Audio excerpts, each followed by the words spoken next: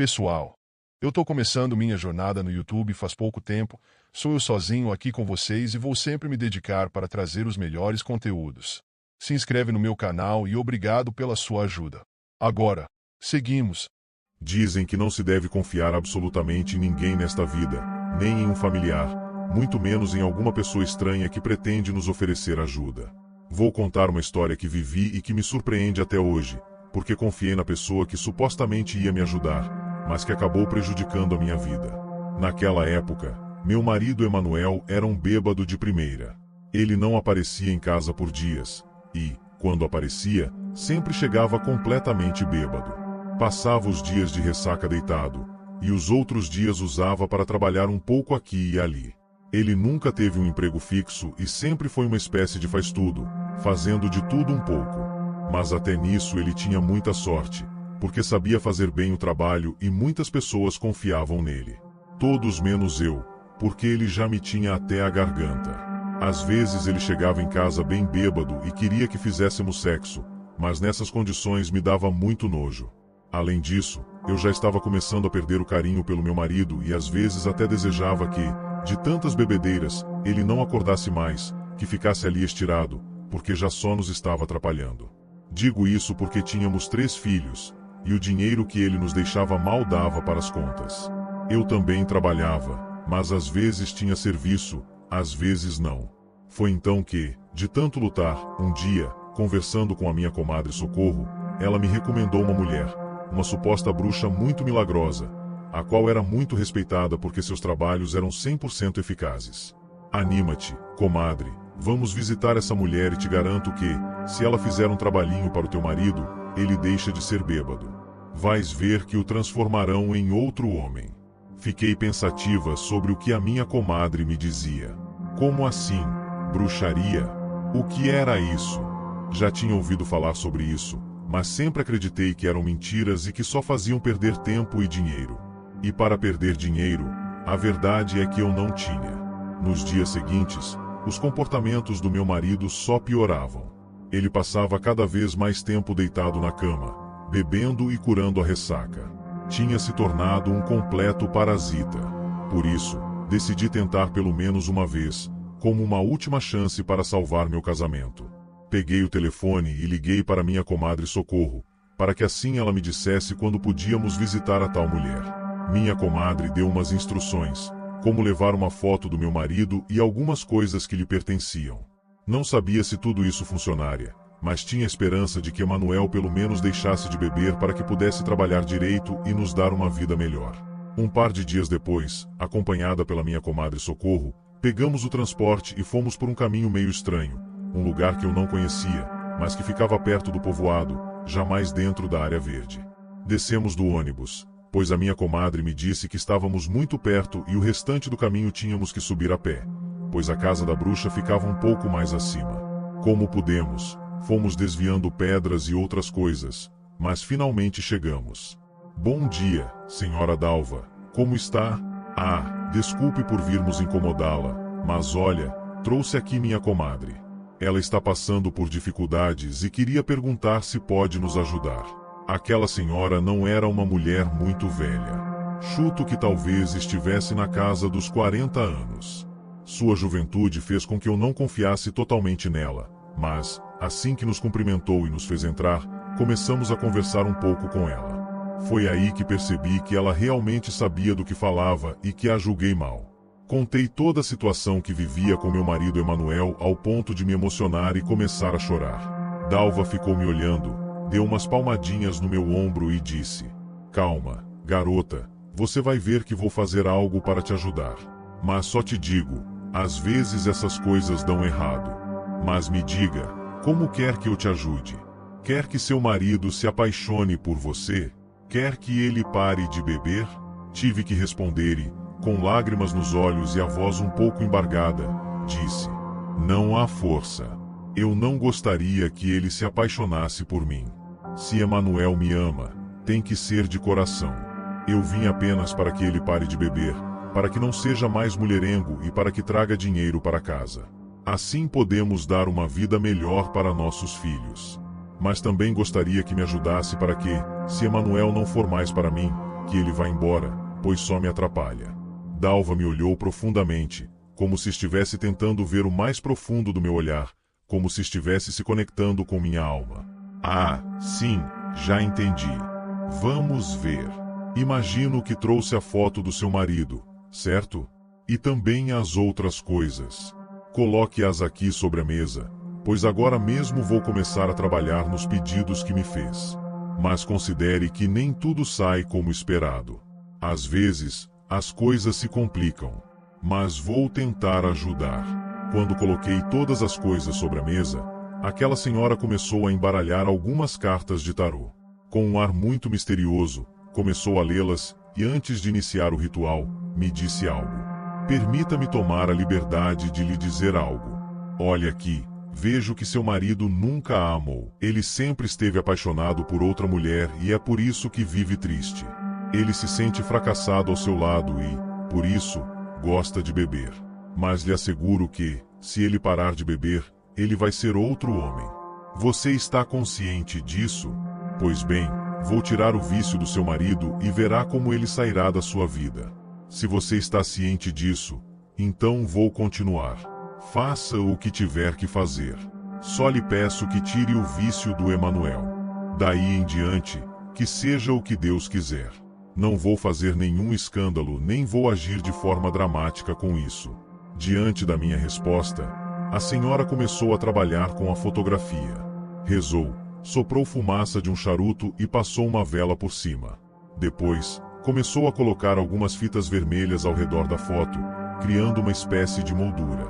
Na parte de trás, fez uma inscrição que não me deixou ver. Por fim, colocou a fotografia dentro de um pedaço de tecido que cortou de uma camisa do meu marido. Tudo isso foi embrulhado e colocado em uma pequena bolsa preta de veludo. Pronto, está feito. Esta fotografia eu vou enterrar aqui mesmo no morro, longe de onde seu marido possa vê-la. Muito em breve seu marido vai parar de beber, disso pode ter certeza. Do restante, não me responsabilizo, porque isso foi o que você me pediu. A senhora pegou tudo aquilo e guardou. Fizemos o pagamento e saímos, confiando que ela iria ao morro enterrar o pacote e concluir o trabalho de feitiçaria. Ao voltar para casa, tivemos alguma dificuldade em encontrar o caminho de volta, mas, quando finalmente cheguei, descobri que Emanuel não estava. O cheiro de seu perfume ainda estava no ar. Provavelmente, ele havia se arrumado e saído para se encontrar com uma daquelas peruas com quem andava. Como esperado, ele não voltou naquela noite, nem na seguinte. Na terceira noite, ele chegou muito mal, quase morrendo. Tive que colocá-lo na cama, dei alguns remédios que conhecia e lá ficou sofrendo. Não havia hospital por perto nem meios de transportá-lo, já que não tínhamos carro nem cavalo. No dia seguinte, Emanuel ainda estava muito mal. Não sei o que ele tinha bebido, mas parecia que ia morrer. Após 2 dias na cama, ele finalmente conseguiu se levantar e andar pela casa. Ele estava diferente, parecia sério, como se tivesse se assustado com a bebedeira.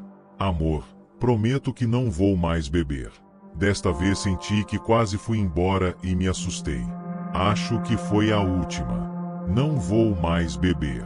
Parecia uma brincadeira ou algo estranho, mas o que Emanuel disse era verdade. Nos dias seguintes, ele estava muito tranquilo e calmo, mas também distante. Não mostrava nenhum carinho por mim nem pelos filhos. Ia e vinha do trabalho, mas, ao chegar, ia direto para a cama. Estava triste e entediado, e foi então que percebi que ele já não era mais para mim. Embora no fundo eu ainda o amasse, a ideia de perdê-lo me partia o coração. Dizem que não sabemos o que temos até perder. Foi exatamente isso que aconteceu. Depois que Emanuel parou de beber, começou a se distanciar de casa. Às vezes passava noites fora e, eventualmente, foi se afastando até que, 3 meses depois, desapareceu de vez. Não se importou que os filhos ficassem sem pai ou comida. Tive que trabalhar no campo, ajudando um fazendeiro local que, sabendo da minha situação, foi muito generoso. Mas, mesmo assim, minha vida era muito difícil. Uma tarde, decidi visitar Socorro para pedir que me acompanhasse novamente à casa da bruxa. Quando ela perguntou por quê, expliquei. Ah, comadre, é que sinto falta do Emanuel. Quero pedir àquela bruxa que faça um amarre, algo para que ele volte, para que me ame como nos bons tempos. Estou me sentindo muito sozinha. Sinto falta dele. Minha comadre concordou, mas disse que só poderia ir no dia seguinte. No dia seguinte à tarde, pegamos o ônibus novamente e fomos até o morro. Chegando à casa da senhora Dalva, quando batemos a porta, ninguém saiu. Era muito estranho, pois ouvimos barulhos dentro da casa. Nisso, me aproximei de uma das janelas que tinha cortina um pouco fora do lugar. Aproximei minhas mãos aos olhos, tentando bloquear um pouco da luz, e, ao olhar através daquela janela, levei um tremendo susto. Vocês não vão acreditar, mas vi meu marido. Sim, o Emanuel. Ele estava com a Dalva na cama, em uma situação bem íntima. Comecei a me sentir muito mal e fiquei enjoada ao ver aquela cena nojenta. Fiquei olhando por um momento e, de repente, bati na janela com minha mão. Ora, seus filhos da mãe, por que não saem daqui e brincam? Imediatamente, Emanuel olhou para a janela, subiu as calças e Dalva se ajeitou. Não houve nem tempo para se esconderem. Depois de alguns minutos, Emanuel finalmente saiu. O que está fazendo aqui, Valdete? Está me seguindo agora? Volte para casa em vez de ficar me vigiando. Vá cuidar dos seus filhos que precisam de você. Fiquei muito brava e respondi: não vim atrás de você. Vim procurar a Dalva, mas vejo que estão bem ocupados. Olha, pode ficar com ele. Para mim, ele já não vale nada. Como dizem por aí, este já foi sugado pela bruxa. Então disse para minha comadre Socorro: vamos embora. Aqui não temos mais nada a fazer. Sentia uma grande decepção, pois as poucas esperanças que tinha de que Emanuel voltasse foram destruídas. Esse maldito estava me escondendo que tinha um caso com aquela mulher. Ela provavelmente o havia enfeitiçado para mantê-lo como um cachorro. Com o passar dos dias, a dor foi diminuindo, e descobri por várias pessoas que meu marido trabalhava para aquela mulher.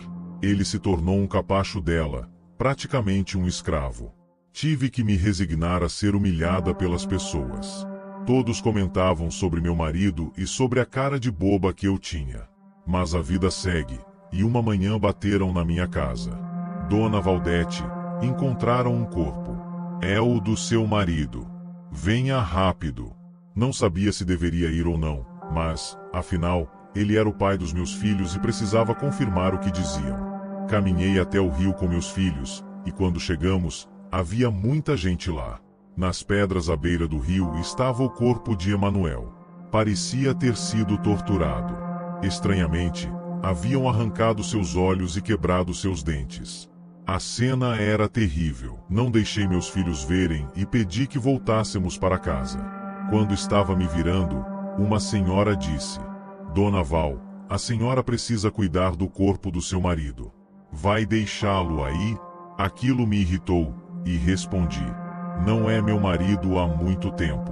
Ele tem família, irmãos e um pai. Vão atrás deles para recolher o corpo. Voltei para casa com meus filhos, tristes e devastados. Um capítulo terrível de nossas vidas havia terminado. Depois disso, espalhou-se no povoado que a bruxa tinha enfeitiçado meu marido e que, por isso, ele perdeu a vida daquela forma. Isso enfureceu as pessoas, especialmente porque souberam que outros homens da cidade iam até a casa dela. Era uma mulher insaciável.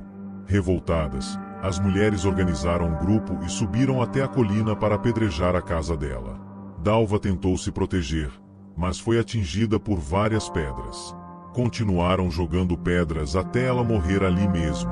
Assim terminou a vida dela e também a de meu marido. Hoje sei que Deus colocou um bom homem em minha vida que me faz feliz, e aprendi que não se deve confiar em ninguém.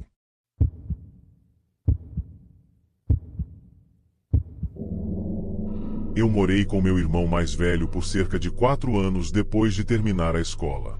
Dividimos o aluguel de um apartamento, já que nenhum de nós podia pagar um por conta própria. Mas, durante o 4º ano, meu irmão começou a ganhar mais dinheiro e planejava se mudar assim que o contrato de aluguel terminasse. Eu não ganhava muito, então sabia que não poderia pagar pelo apartamento sozinho. Procurei um colega de quarto online por alguns meses, mas decidi me mudar também e encontrar um lugar mais barato. Continuei procurando até o último mês do nosso contrato. Meu irmão já havia praticamente se mudado, e havia muita pressão para eu encontrar um lugar rápido. Mas, com o meu orçamento extremamente baixo, não era fácil. Eventualmente, encontrei um anúncio de um proprietário alugando um quarto em sua casa. O nome do homem era Marcos. Enviei uma mensagem de texto para ele dizendo que estava interessado e continuei procurando. Poucos minutos depois, ele me respondeu. Marcamos uma chamada para mais tarde e, quando conversamos, ele explicou todos os detalhes. Disse que morava sozinho na casa e estava alugando o quarto, mas que eu poderia usar todos os outros cômodos da casa também. Parecia ótimo para mim, então concordei. Algumas semanas depois, dirigi até lá com minhas coisas. Nesse meio tempo, trocamos mensagens e ligações, e ele me enviou fotos da casa. Mas eu ainda não tinha tido a chance de vê-la pessoalmente. Cheguei lá por volta do meio-dia e estacionei na entrada. A casa era definitivamente pequena, mas parecia bonita por fora. Marcos estava na garagem olhando para mim. Ele me deu um rápido tour e depois me ajudou a descarregar todas as minhas coisas para o meu quarto. Ele parecia um homem comum de 30 e poucos anos, quase 10 anos mais velho que eu, mas isso não me incomodava. Ele não era muito bom em manter conversas e era um pouco quieto demais. Enfim, terminamos de mover tudo para dentro, devolvi o caminhão de mudanças e peguei um Uber de volta para casa. Quando cheguei, já eram quase 8 da noite e eu estava muito cansado. Marcos estava no sofá assistindo TV, então eu disse que ia dormir cedo e fui para o meu quarto. No geral, parecia um lugar decente, e eu estava satisfeito com isso. Depois de desempacotar minha cama, por volta das 9, finalmente estava pronto para dormir. Fui até a porta para trancá-la e apagar as luzes, mas, ao estender a mão, percebi que não havia chave. Confuso, abri a porta e, do lado de fora, havia uma chave fixa, daquelas que não saem. Fui até a sala e perguntei a Marcos por que a porta do quarto trancava do lado de fora. Ele parecia confuso e disse que nunca havia notado isso, mas que mudaria no dia seguinte. Deixei para lá e disse, ok.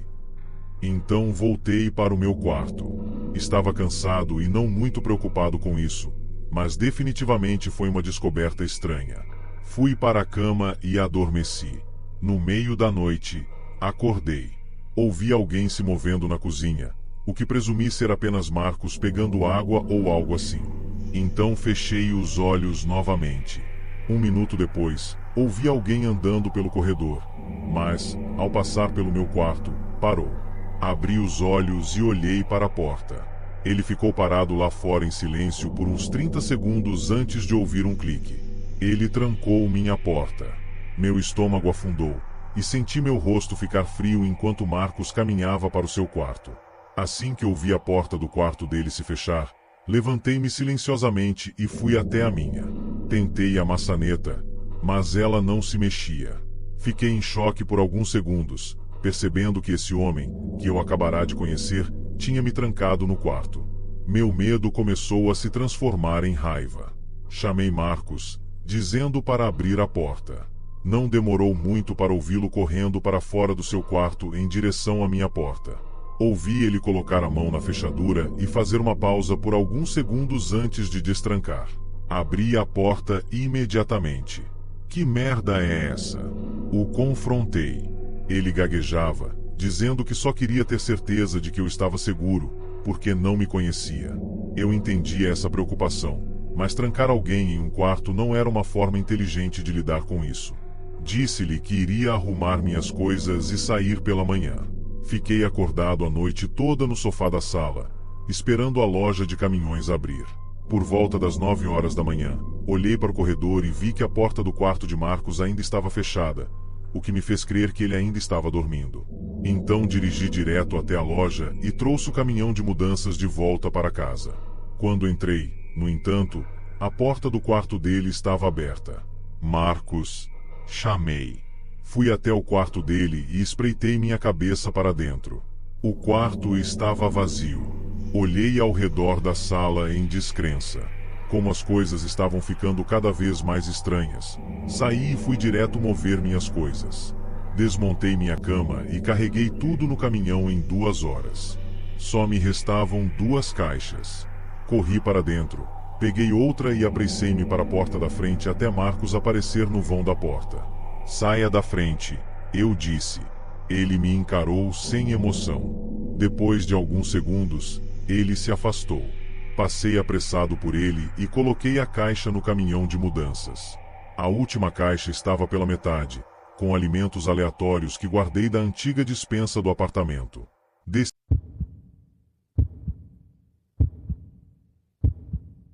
Nunca fui de acreditar muito em coisas sobrenaturais, mesmo indo à igreja e fazendo minhas orações regularmente. Minha filha estava tentando entrar na faculdade de medicina, mas não estava conseguindo de jeito nenhum.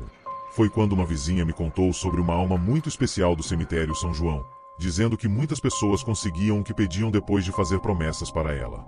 Na época, minha Aline já tinha tentado 3 vezes sem sucesso e andava muito triste. Passava as noites chorando no quarto. Como mãe, a gente não suporta ver um filho sofrendo, então decidi tentar.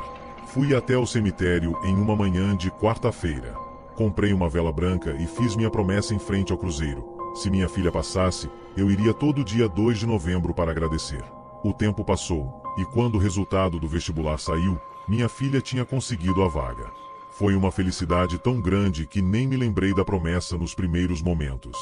Mas, quando chegou o dia de finados, em 2023, fiz questão de cumprir minha palavra. Cheguei no cemitério bem cedinho, ainda estava escuro, carregando minha vela para acender no cruzeiro. Foi quando percebi que havia algo diferente ali. Vários papéis dobrados estavam espalhados ao redor, todos meio amarelados pelo tempo. Sem conseguir controlar minha curiosidade, peguei um deles para ler. Era um agradecimento, assim como o meu, de uma pessoa que tinha passado em um concurso.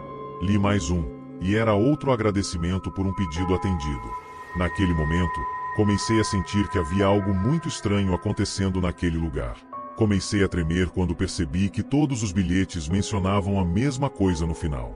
Depois do agradecimento, as pessoas começaram a perceber coisas estranhas em casa.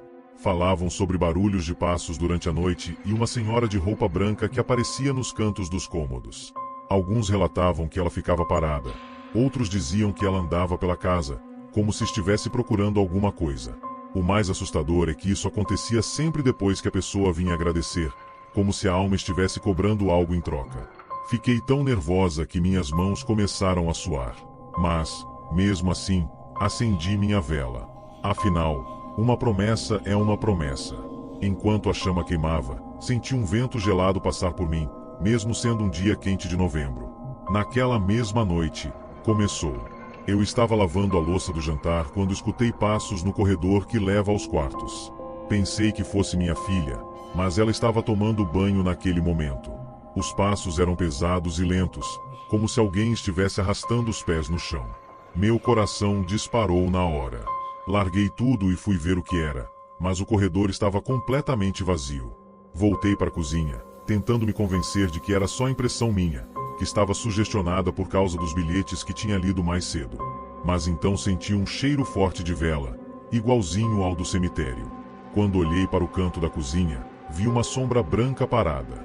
Não consegui me mexer. Fiquei paralisada, olhando aquela forma que parecia uma mulher usando um vestido antigo. Não consegui dormir naquela noite. Fiquei sentada na sala, com todas as luzes acesas, tremendo de medo e pensando em todos aqueles bilhetes. A presença ficou cada vez mais forte nos dias seguintes. Era como se ela estivesse me observando o tempo todo, principalmente quando eu estava sozinha em casa. O pior era quando eu acordava de madrugada e via aquela silhueta parada ao lado da minha cama, me encarando. Às vezes, ela ficava tão perto que eu podia sentir o ar gelado que vinha dela. Comecei a dormir com a luz do abajur acesa, mas isso não adiantava muito, porque as lâmpadas começaram a queimar com frequência.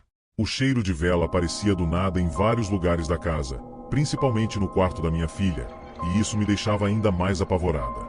Foi então que decidi que não ia mais continuar com essa história de promessa. Achei que, se eu parasse de ir ao cemitério, talvez aquela presença fosse embora e tudo voltaria ao normal. Mas foi aí que as coisas pioraram de verdade. Minha filha começou a ficar estranha, cada dia mais fraca e sem energia. Ela mal conseguia levantar da cama para ir à faculdade e começou a emagrecer muito rápido. Os médicos fizeram vários exames, mas não encontravam nada de errado com ela. Era como se alguma coisa estivesse sugando a energia dela aos poucos. O mais assustador é que, toda vez que eu entrava no quarto dela durante a noite para ver como ela estava, encontrava aquela mulher de branco sentada na beirada da cama, passando a mão na cabeça dela enquanto ela dormia. Desesperada, procurei ajuda em vários lugares. Fui a centros espíritas, igrejas e benzedeiras, mas nada resolvia. Todo mundo dizia que eu precisava voltar a cumprir a promessa, que não se deve quebrar um compromisso com uma alma. Uma senhora mais experiente me explicou que, quando fazemos uma promessa dessas, criamos uma espécie de ligação e que a alma não aceita ser abandonada depois. Ela me alertou que, quanto mais eu resistisse, mais minha filha sofreria. Me senti encurralada, com muito medo do que poderia acontecer se eu continuasse me recusando a ir ao cemitério. Aline já tinha perdido tanto peso que suas roupas estavam todas largas, e suas notas na faculdade começaram a cair, porque ela não tinha mais energia nem para estudar. No começo de novembro, não aguentei mais ver minha filha definhando daquele jeito. Voltei ao cemitério numa segunda-feira, 3 dias antes do dia de finados. Quando cheguei perto do cruzeiro, encontrei mais bilhetes novos. Todos relatavam a mesma coisa que estava acontecendo comigo. Era como se aquela alma tivesse feito um pacto com várias pessoas e agora estivesse cobrando a parte dela. Acendi uma vela e fiquei ali, implorando que ela deixasse minha filha em paz. O vento estava parado naquele dia, mas a chama da vela dançava, como se alguém estivesse soprando. E então, bem ali no cemitério, vi ela pela primeira vez com clareza. Uma senhora de cabelos brancos presos num coque, usando um vestido antigo todo branco. Ela me olhou nos olhos e sorriu, mas não era um sorriso acolhedor. Depois daquele dia, voltei a acender velas regularmente, não só no dia de finados. Aline começou a melhorar aos poucos. Recuperou o peso e a energia. Os passos pela casa continuam, assim como o cheiro de vela que aparece de repente. Mas agora é como se ela estivesse mais calma, apenas nos vigiando. Às vezes, ainda vejo parada em algum canto da casa ou sentada na cama da minha filha. Mas aprendi a conviver com isso. O que mais me assusta é saber que existem tantas outras pessoas presas ao mesmo compromisso que eu, todas deixando seus bilhetes naquele cruzeiro. Não sei quem era essa senhora em vida, nem porque ela ajuda as pessoas dessa forma, cobrando uma presença eterna depois. Só sei que agora ela faz parte da nossa vida e não posso fazer nada para mudar isso. Enquanto escrevo este relato, sinto aquele vento gelado passando por mim e sei que ela está aqui, lendo junto comigo, me lembrando que nosso acordo é para sempre.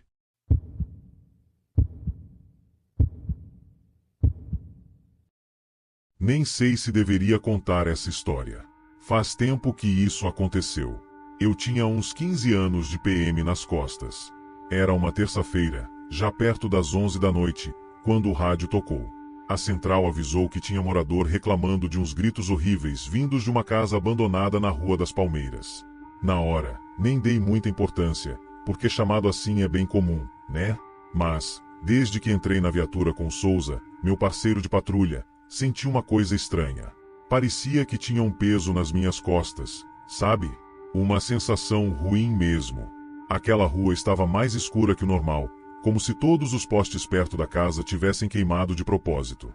Quando paramos na frente do lugar, meu corpo inteiro congelou. Era um casarão velho, todo pichado, com janelas quebradas e um portão de ferro que fazia um barulho sinistro toda vez que batia vento. Os vizinhos já estavam todos na rua, esperando a gente chegar. Uma senhora veio na nossa direção dizendo que os gritos tinham começado fazia meia hora e que pareciam de uma mulher desesperada. Foi aí que a gente escutou. Não era grito normal, não. Não desses de briga ou assalto que a gente tá calejado de ouvir. Era uma coisa que vinha lá do fundo da alma, um som que fazia o corpo todo arrepiar. O Souza, que sempre foi o machão da dupla, olhou para mim com uma cara que eu nunca tinha visto. Mesmo tremendo por dentro, a gente tinha que entrar. Fazer o quê, né? É nosso trabalho. Entramos na casa com a lanterna em punho, mas aquele lugar parecia engolir a luz, de tão escuro que era. O cheiro lá dentro era terrível. Uma mistura de mofo com algo podre que eu nunca tinha sentido antes. A gente ia andando devagar, iluminando cada canto. A sala estava toda destruída, restos de móveis quebrados, garrafas no chão. Os gritos tinham parado, mas dava para sentir que tinha alguma coisa errada ali. Sabe quando você sente que tem alguém te observando? Era assim, só que 1000 vezes pior. O Souza ia na frente, e eu via que a mão dele tremia toda vez que a lanterna focava em alguma sombra. A gente vasculhou todo o andar de baixo, cada cômodo, cada cantinho, mas não achamos ninguém. Quando começamos a subir a escada, os degraus rangendo debaixo das nossas botas, aquele cheiro foi ficando mais forte. No andar de cima, a primeira coisa que a gente viu foi uma porta entreaberta no fim do corredor. Conforme a gente foi chegando perto, dava para ver umas marcas estranhas nas paredes. Umas escritas que pareciam ter sido feitas com... Nem gosto de falar, mas era com algo podre mesmo. O coração batia tão forte que parecia que ia sair pela boca. Quando abrimos aquela porta, o que a gente viu? Nossa Senhora! Tinha um círculo enorme desenhado no chão, cheio de símbolos que eu nunca tinha visto, e velas pretas derretidas nos cantos do quarto. O mais assustador é que aquele círculo, aquele negócio desenhado no chão, não parecia ter sido feito com tinta. Tinha umas manchas escuras, meio marrons, que eu prefiro nem imaginar o que era. E o cheiro ali em cima estava insuportável. Eu e o Souza nos olhamos, e dava para ver que ele estava tão apavorado quanto eu. A gente é treinado para lidar com bandido, com briga, com todo tipo de confusão. Mas aquilo ali, aquilo era diferente. Nessa hora, escutamos outro grito. Mas, dessa vez, parecia que vinha de dentro das paredes. Eu juro por Deus, não tô inventando. Era como se tivesse alguém preso dentro daquela parede suja, gritando de um jeito que não parecia humano. Descemos correndo e fomos conversar com os vizinhos para entender melhor aquela situação toda. Foi aí que uma senhora, dessas bem religiosas, que usa um monte de santinho pendurado no pescoço, contou que volta e meia via umas pessoas entrando lá de madrugada. Disse que eram sempre umas 4 ou 5 pessoas, todas vestidas de preto, carregando sacolas. Eles pulavam o muro dos fundos e ficavam lá por horas. Ela tinha certeza de que era macumba pesada, coisa feita para fazer mal para os outros.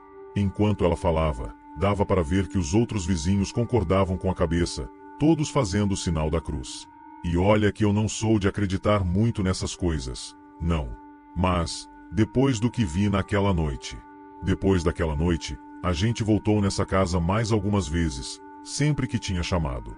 Eu e o Souza íamos lá verificar, mas nunca mais ouvimos aqueles gritos de novo. O que a gente encontrava eram sempre mais símbolos diferentes, velas derretidas novas, e aquele cheiro ruim que não saía nunca. Uma vez, até achamos uns papéis com umas orações escritas de trás para frente, tudo rabiscado, com uns desenhos esquisitos. Levamos tudo para a delegacia, fizemos relatório, mas ninguém nunca descobriu quem eram as pessoas que iam lá. Acho que nem queriam descobrir, para falar a verdade. Tem coisa que é melhor deixar quieto, sabe? Fiquei sabendo depois que a prefeitura mandou demolir a casa. Foi a melhor coisa que fizeram. Mas, até hoje, quando passo por aquele terreno vazio, sinto um arrepio na espinha. O Souza pediu transferência para outro distrito depois disso tudo. Nunca mais quis falar sobre aquela noite. Eu entendo ele. Tem certas coisas que a gente vê nessa profissão que não dá para explicar, não dá para entender. E essa história é uma delas. Às vezes, acordo de madrugada lembrando daqueles gritos, daquele cheiro, daqueles símbolos. Me pego rezando um Pai Nosso sem nem perceber. Porque tem um tipo de maldade nesse mundo que não é coisa de bandido. Não. É uma maldade mais antiga, mais profunda.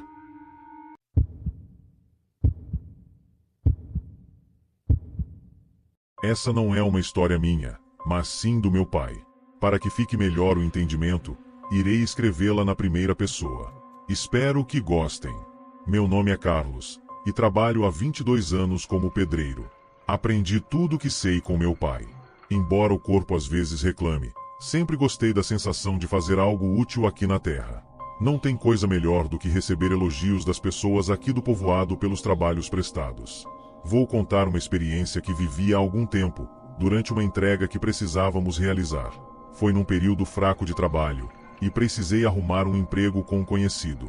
Naquela tarde, o chefe me pediu para levar tijolos a um pomar de mangas nos arredores do povoado. Normalmente, isso era algo que ele fazia, mas, por questões pessoais, não podia ir e precisava de alguém de confiança. Aceitei sem pensar muito e me designaram Leonardo, a quem chamamos de Faquinha, para me acompanhar. Carregamos os tijolos no caminhão e, antes que percebêssemos, estávamos na estrada. Subi na cabine, e Faquinha se acomodou ao meu lado. O sol já estava baixo, e sabíamos que precisávamos nos apressar para voltar antes de anoitecer. À medida que deixávamos o povoado para trás, o caminho se tornava cada vez mais deserto. O cenário era de campo aberto, com algumas árvores espalhadas, até que as plantações de manga começaram a surgir, rodeando os pomares. O motivo de estarmos levando os materiais era que o proprietário queria construir um pequeno depósito para guardar ferramentas, fertilizantes e outros equipamentos necessários à colheita. Depois de um bom tempo enfrentando buracos e silêncio, chegamos à entrada. O céu estava tingido com aquelas cores lindas da tarde. Lembro-me bem disso, pois fiquei olhando enquanto abria aquele portão gigante de ferro. O pomar era cercado por mangueiras que formavam uma espécie de túnel. E, enquanto avançávamos, o ar ficava impregnado pelo aroma doce das frutas. Estacionei no local indicado, próximo a uma árvore com um lençol azul pendurado em um galho. Com um gesto de cabeça, indiquei a Faquinha que começássemos a descarregar os tijolos. Baiano, Faquinha era meio mole e estava se esforçando para não reclamar. Respirava pesado cada vez que baixava uma carreira de tijolos. Íamos empilhando com cuidado no lugar indicado. Foi então que percebi algo estranho. Enquanto ajeitávamos as últimas pilhas de tijolos, achei ter visto uma figura alta e esguia entre as árvores. No início, pensei que fosse apenas uma sombra, talvez um tronco torto ou um galho mais destacado. Conforme continuávamos a empilhar, olhava de relance na mesma direção, mas a sombra permanecia ali, imóvel, sempre à mesma distância. Faquinha também parecia observar de canto de olho, embora tentasse disfarçar. Nenhum de nós dizia nada. À medida que o céu escurecia, a figura ficava mais difícil de distinguir, mas o temor de que fosse algo além de uma árvore não desaparecia. Eu estava meio receoso, mas me concentrei no trabalho, descarregando tijolo após tijolo sem olhar para as árvores. Faquinha fazia o mesmo, e seu silêncio deixava claro que também estava inquieto. Quando terminamos, fechei a caçamba do caminhão enquanto Faquinha já me aguardava no banco do carona. Revisei tudo uma última vez para garantir que não deixássemos nada para trás. Nisso, tomei coragem e olhei em direção às árvores. A figura ainda estava lá, imóvel, alta e magra como antes, mas parecia um pouco mais próxima. Engolindo em seco, subi no caminhão rapidamente. Liguei o motor, e os faróis iluminaram o caminho à frente. Enquanto avançávamos, olhei pelo retrovisor. Entre as sombras do pomar, a figura permanecia quase invisível na escuridão, mas sua altura a fazia se destacar. Chegamos à saída, e, ao cruzar o portão, desci para fechá-lo antes de partir novamente. Continuamos, e eu tentava manter os olhos na estrada, com as mãos firmes no volante. Percebia que Faquinha observava atentamente pelo retrovisor, sem dizer nada. Fiz o mesmo. Foi então que notei algo estranho atrás do caminhão. Uma sombra parecia se mover à margem da estrada, acompanhando o nosso ritmo. À medida que avançávamos, o vulto também avançava, mantendo-se à mesma distância. Me arrepio por inteiro ao me lembrar disso, pois Faquinha, com o rosto pálido, me olhou de lado, dizendo em tom baixo que algo estava nos seguindo. Pisei no acelerador, tentando aumentar a distância, mas a sensação de que aquilo continuava ali, à mesma distância, não desaparecia. Ouvi Faquinha orar bem baixo, como se tentasse se proteger do que via. Já eu dizia a mim mesmo que, se ignorasse aquela coisa e focasse na estrada, ela simplesmente sumiria. Bastava manter o olhar fixo no caminho e seguir em frente, sem dar atenção. De repente, um pequeno clarão surgiu na traseira do caminhão. Foi tão breve que, por um momento, achei que tinha imaginado. A luz foi intensa, mas durou apenas um piscar de olhos. Quando olhei novamente para o espelho, meu corpo inteiro ficou tenso. Os clarões continuavam, cada um mais forte que o anterior, iluminando partes da estrada à nossa frente. O brilho aumentava a cada rajada e, entre os lampejos, o caminho parecia embaçado. O clarão seguinte foi o mais forte, como se toda a noite tivesse explodido por um instante. Mas, subitamente, tudo desapareceu. A luz sumiu, e as sombras ao nosso redor pareciam ainda mais densas. Fiquei imóvel, com os olhos presos ao retrovisor, tentando encontrar algum vestígio, algum movimento, qualquer sinal de que aquilo ainda estava lá. Porém, não havia nada, apenas a estrada escura cercada por árvores. No restante do trajeto, minha imaginação parecia conspirar contra mim. Eu enxergava formas em cada pedaço de árvore ou sombra que margeava a estrada. Tentei me controlar, mas minha mente insistia em projetar aquela figura atrás do caminhão, como se algo estivesse deslizando entre as árvores, nos seguindo. Faquinha, ao meu lado, parecia tão perturbado quanto eu. Quando as luzes do povoado começaram a aparecer ao longe, um alívio tomou conta de mim. Cada metro que nos aproximava da civilização fazia com que a sensação de segurança aumentasse. Ainda assim, Faquinha me perguntou, nervoso, o que era aquilo que havíamos visto. Eu não soube o que responder, pois nada fazia sentido. Na verdade, tudo parecia um sonho. Essa experiência foi algo que compartilhei apenas com ele. O encontro com aquela criatura que nos seguia naquela noite é difícil até de narrar. E, às vezes, eu mesmo me perco nos detalhes. Se não fosse por Faquinha, talvez eu tivesse me convencido de que era tudo coisa da minha cabeça. No entanto, o jeito como aquelas luzes brilhavam atrás do caminhão, o movimento anormal daquela criatura e a maneira como ela ficou parada na escuridão permanecem claros em minha memória. Soube depois de outro caso semelhante ocorrido anos antes. Um rapaz perdeu seu cavalo e entrou no meio do cafezal. Segundo ele, viu um ser vermelho e cabeludo em cima de uma árvore. Havia algo profundamente estranho no jeito como ele olhava e sorria, algo que parecia completamente de outro mundo. O rapaz não perdeu tempo e meteu o pé dali, deixando para procurar seu cavalo no outro dia. Bom, não vou entediar vocês mais do que devo. Esse é o relato do meu pai, e só espero um dia encontrar alguém que tenha passado por algo semelhante.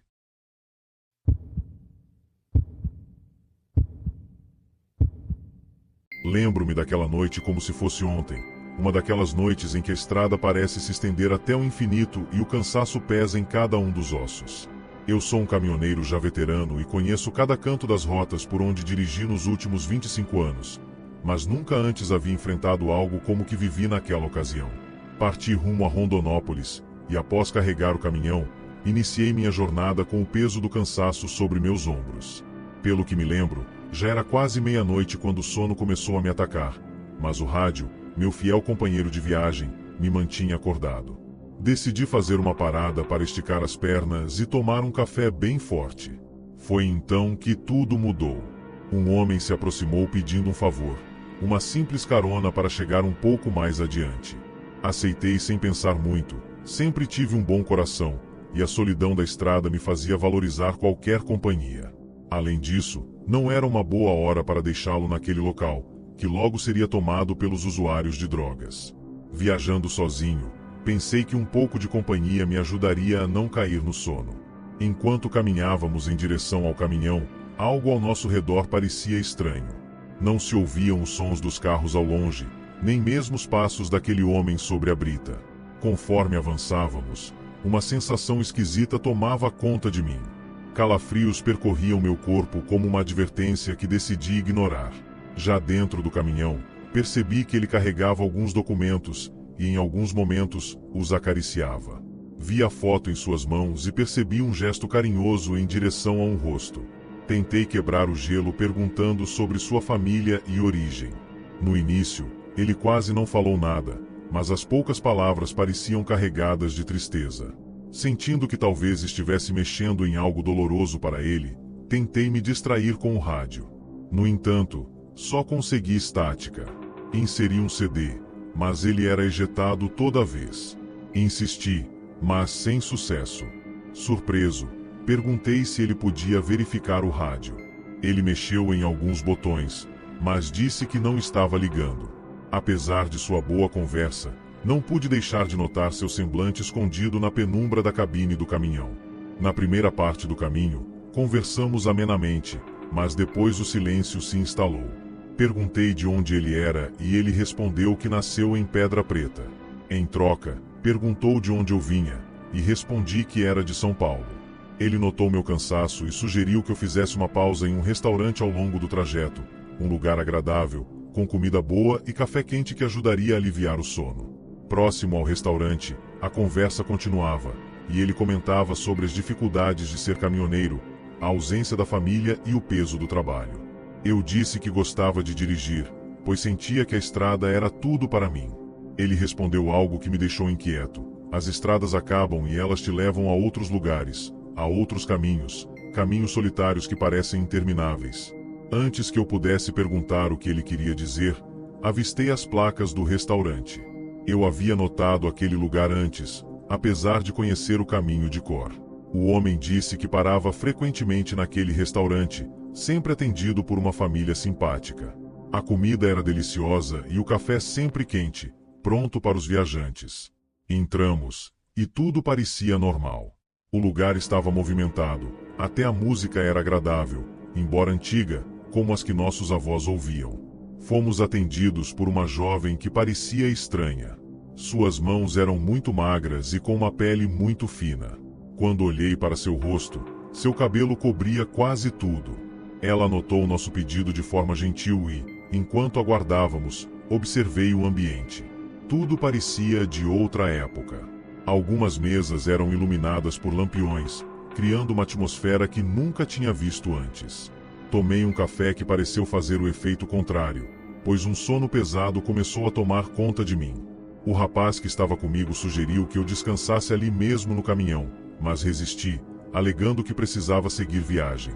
No entanto, minha exaustão acabou me vencendo, e me deitei. Em poucos minutos, adormeci, embalado pelas conversas e música ao fundo. Quando acordei, o sol já estava nascendo e um homem me chamava, cercado por vacas e bezerros. Ele me avisou que eu estava em propriedade privada. Ao me levantar, vi que não havia nada ao meu redor, apenas algumas paredes. O homem, com pesar, me contou que naquele lugar, décadas atrás, havia um restaurante onde ocorreu uma tragédia envolvendo um incêndio.